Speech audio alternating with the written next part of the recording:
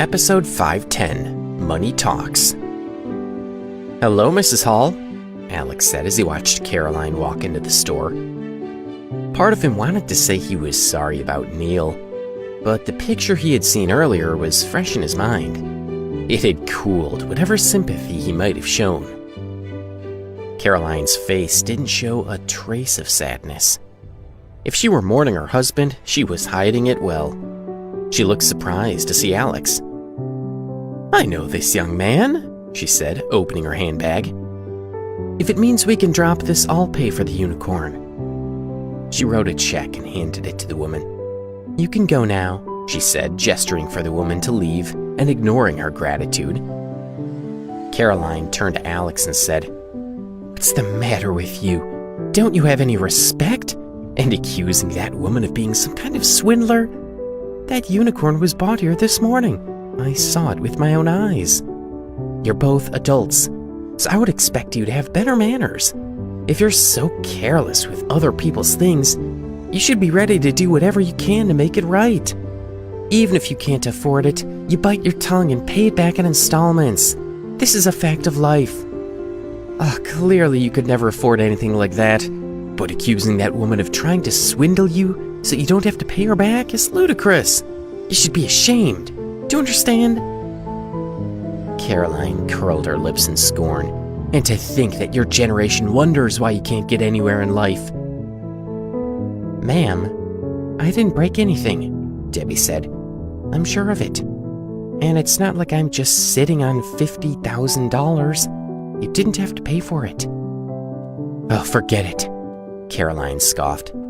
$50,000 isn't the same thing to me as it is to you. It's practically pocket change."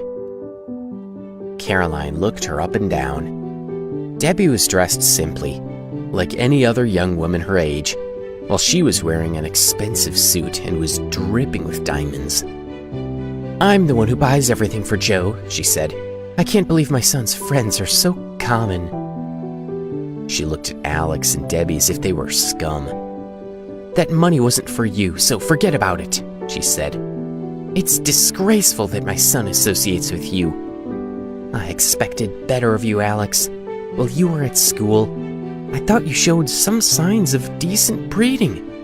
Aren't you supposed to be running an academy or something? How is that possible when you're dressed like that?"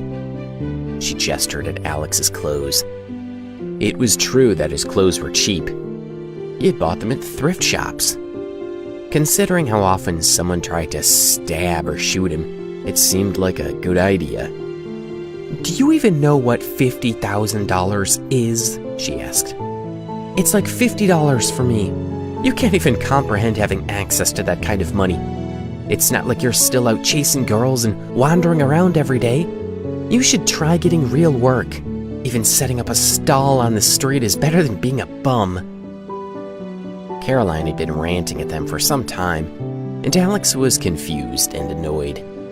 He didn't know where any of this was coming from.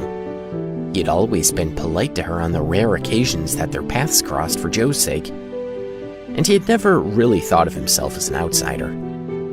"We aren't even close," he thought. "Is any of this necessary?" But he didn't say a word as he laid a hand on Debbie's shoulder. She was trembling with anger. Caroline sighed with disdain. "I'll tell you what," she said. "Tomorrow morning you and your girlfriend should come to Alcott for brunch. There is something I want you to see."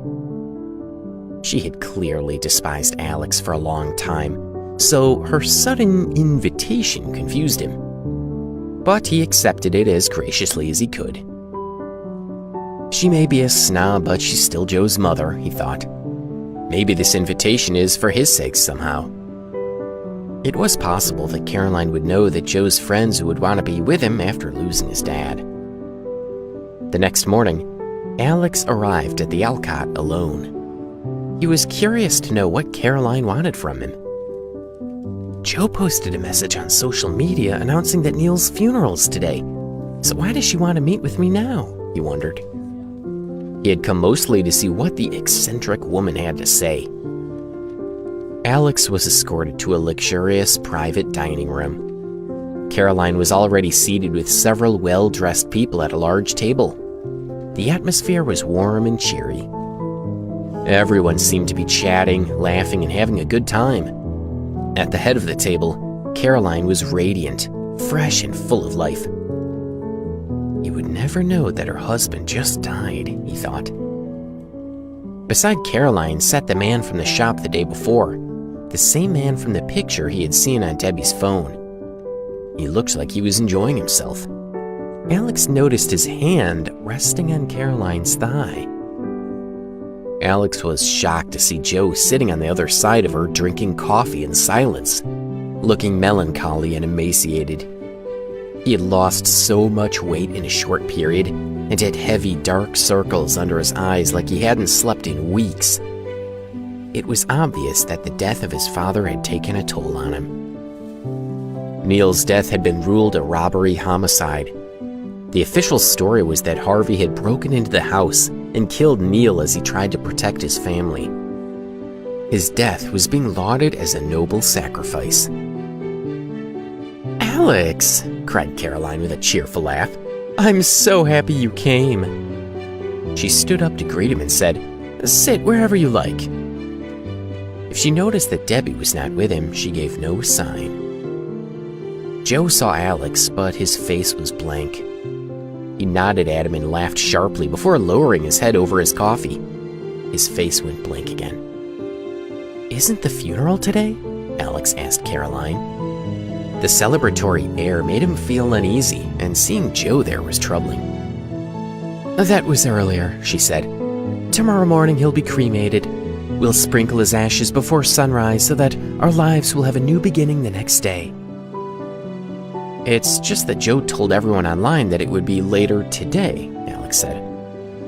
"A lot of people haven't had a chance to say goodbye." He tried to keep his tone as gentle as possible, but he wasn't sure he succeeded. "Why are you in such a hurry?" he asked.